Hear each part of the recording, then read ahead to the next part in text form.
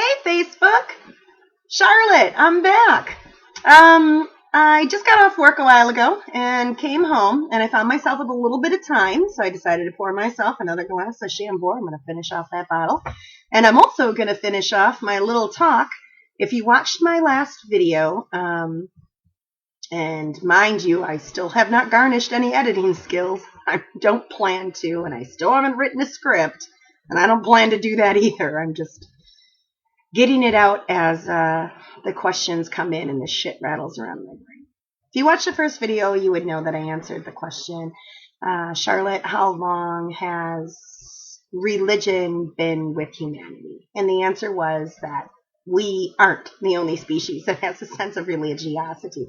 You don't want to go back and watch that if you haven't, because otherwise this one's not going to make as much sense. But starting where we left off is essentially we aren't the only species that practice it. And so, of course, when this answer is given, people try to work around it. Well, when did the first concepts of gods being worshipped come? Because in the mind of the layperson, that is what religion is, due to popular tradition conditioning. So I'm going to explain that. Now, where I left off, I was talking about bonobos and chimpanzees breaking out into celebration of natural phenomena and stuff like that. So understand that one of the first reasons why religion developed was in order to make sense of natural phenomena. And this is why if you look in ancient mythology, you're going to find stories like, earthquakes happen because Atlas shrugged, he's carrying the world up on his shoulders and it was so heavy. And you're going to find these kind of explanations. So religion served that purpose very well. Another purpose that religion serves is, let's be really honest here, okay? Human beings are fucking weak. They're really not that grand of creatures. We're a narcissistic species. We tend to think very, very highly of ourselves because we're rather intelligent. Or I should argue, slightly intelligent. We make more tools than the other animals.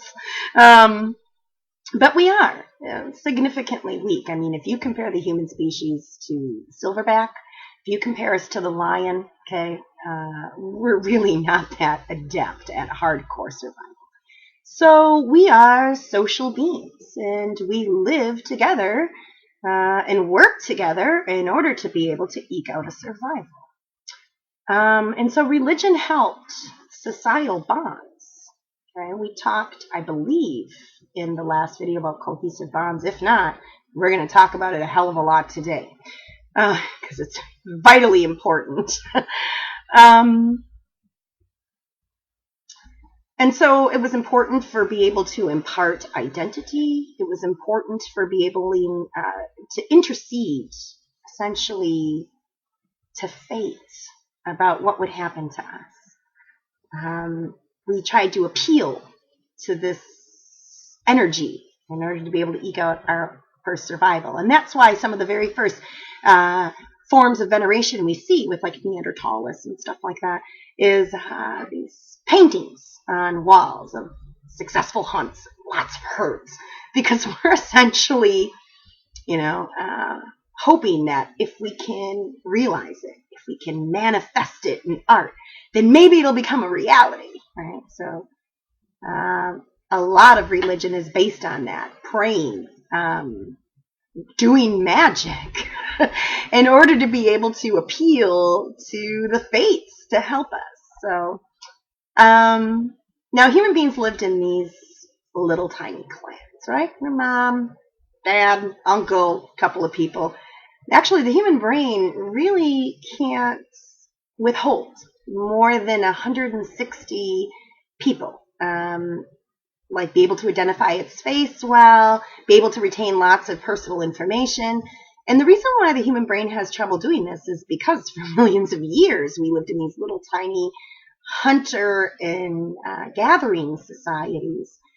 Because if we really went bigger than that, it was a problem. We would end up exhausting the local food sources, chasing away the animals, etc., etc. And so, as human population exploded, we broke off into smaller and smaller clans. I'll get into that in just a moment. I almost ran away with myself. I wanted to say that the very first concept of religions is called animism. Animism is essentially the belief that all things are imbued with life, imbued with spirit, and we still have a lot of that thinking today. Take a look at Native American spirituality and how Native American hunters would pray to their brethren the deer and ask for its forgiveness in order to eat of it to sustain the human family. So this idea of God being everywhere, pantheism is the academic term, is still a rapidly popular idea, even if you don't even necessarily see the idea in Orthodox scripture. It is very prevalent. I mean, isn't Jesus watching you right now? Anyways, so human beings lived in these little tiny clans, right? They practice animism, and they also practice a form of ancestral worship, right? You have a child, and maybe your baby looks like your long dead grandfather who you miss so much. Maybe it looks like your sister who passed away in youth, because life was very, very hard for pre-scientific man. You almost had a 50% chance of dying in labor. The slightest infection would take you out. I mean, the average Roman's lifespan was only 26 years. It's horrifying. But anyways, so we kind of had this concept of maybe our long dead ancestors were coming back and inhabiting our new children, and we kind of had this loose concept of reincarnation as a possibility for what happens to us after we die. And we also started to think that if we could just appease the ancestral spirits who were charged of looking after us because we were their descendants, then maybe we could win their favor and they would help us secure a good bounty. And so ancient religion is chock full of veneration, right? Chock full of ancestral worship. And over the years, as populations explode and people divide, see, this is why I wish I had editing skills. Because right here, I would like to clean this shit up. Okay, because this is really a big topic. Because I would like to be able to talk about all the major developments that allowed us to increase our lifespan, first of all, and why those things created population explosion, and why when we reached a larger amount of people, we were forced to divide up our clanships in order to be able to not scare off animals on the land that we're residing in. And then we developed trading networks, like, okay, my daughter's clan is going over here by the river. My clan's going to stay over here on the hill. Now, buttercups grow really good on this hill, but she gets lots of fish from the river. So we're going to get together and we're going to trade. And the very first forms of government, chieftains.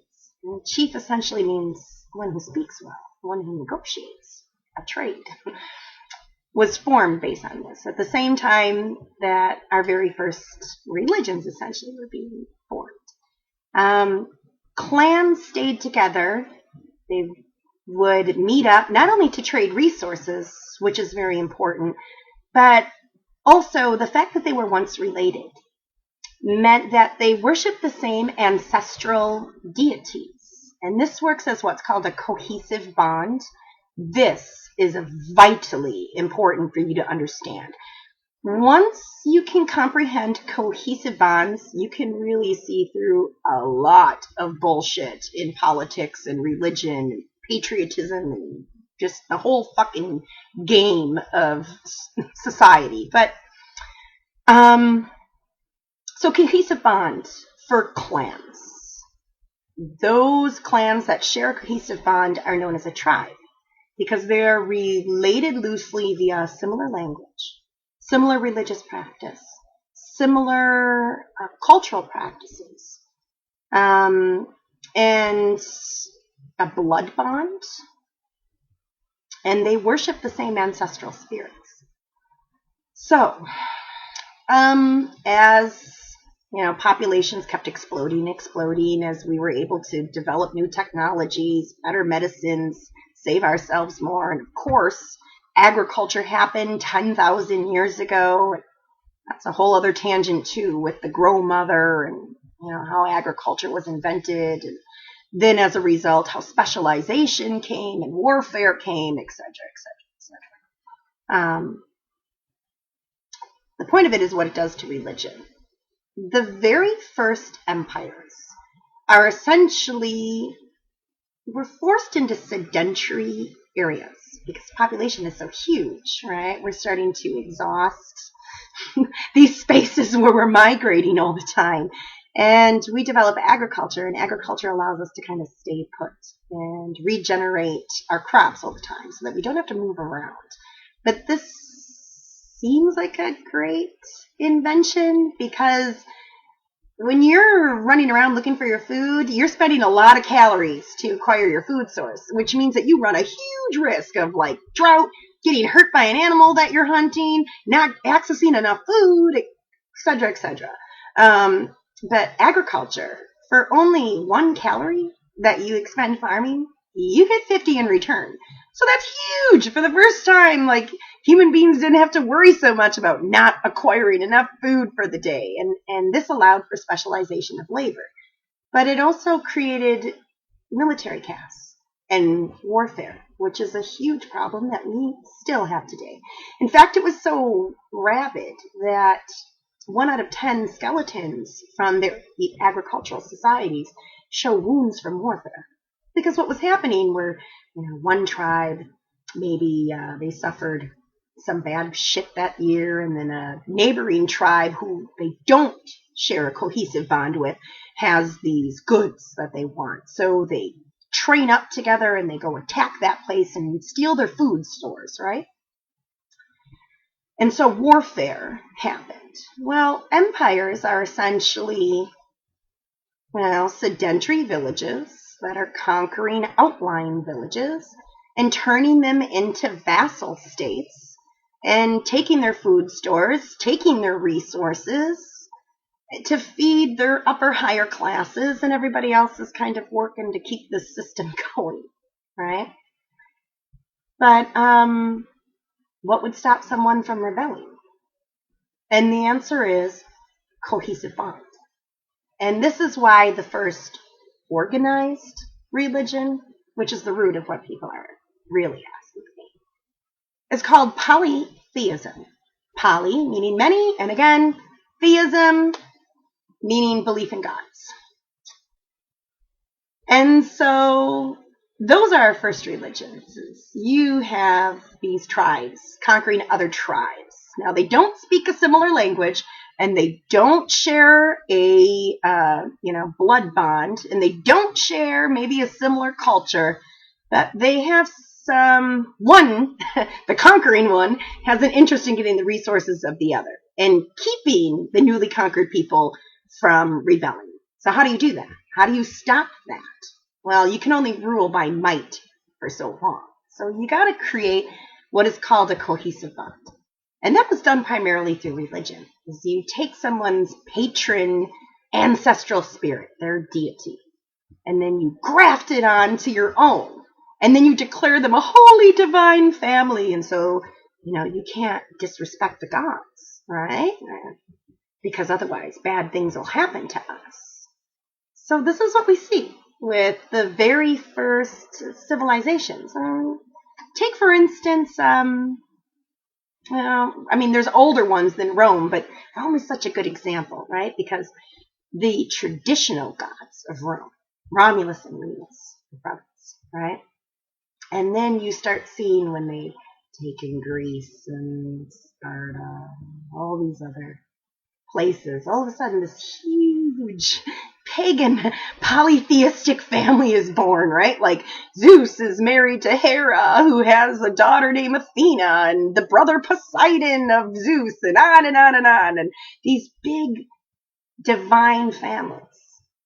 And when you read those stories, you have to know that each one of those deities actually represent a clan.